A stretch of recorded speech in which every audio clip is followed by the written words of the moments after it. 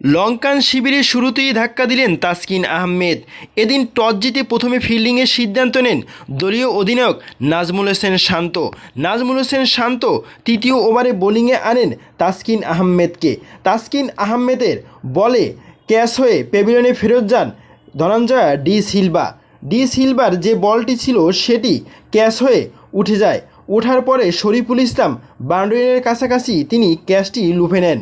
তবে শ্রীলঙ্কান শিবিরে দ্বিতীয় আঘাতটি হানেন রিশাদ হোসেনের বলে ক্যাচ হয়ে সৌম্য সরকারের হাতে তালুবন্দী হন কামিন্দু ম্যান্ডিস সৌম্য সরকারের হাতে ক্যাচ দিয়ে প্যাভিলিয়নে ফেরত যান। তবে এদিন দলীয় অধিনায়ক নাজমুল হোসেন শান্ত দুর্দান্ত একটি ডিসিশন নিয়েছেন। তিনি যে ডিসিশনটি নিয়েছেন সেটি অত্যন্ত বাংলাদেশের পক্ষে লাভজনক, কারণ দ্বিতীয় ইনিংসে টার্গেটে ব্যাটিং করলে সেখানে বাংলাদেশের জয়ের সম্ভাবনা আছে। সেটি গত ম্যাচেও আমরা দেখেছি এবং প্রথম ম্যাচেও আমরা দেখেছি বাংলাদেশ লড়াই করে হেরেছে। তবে এরপরে তৃতীয় উইকেট হারান হাসারাঙ্গার উইকেটটি শিকার করেন মুস্তাফিজুর রহমানের বলে হাসারাঙ্গা উঠিয়ে মারার চেষ্টা করেন, আর সেখানে শরীফুল ইসলাম বাউন্ডারি লেনে ক্যাচ ধরে ফেলেন, আর সেখানেই শ্রীলঙ্কার তৃতীয় উইকেটের পতন ঘটে।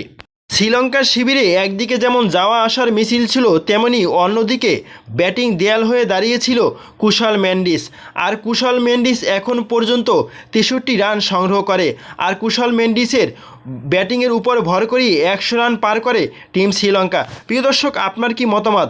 প্রথম উইকেটের ধাক্কা কি শ্রীলঙ্কাকে ব্যাকফুটে নিয়ে যাবে, নাকি শ্রীলঙ্কা বড় স্কোর দাঁড় করাবে?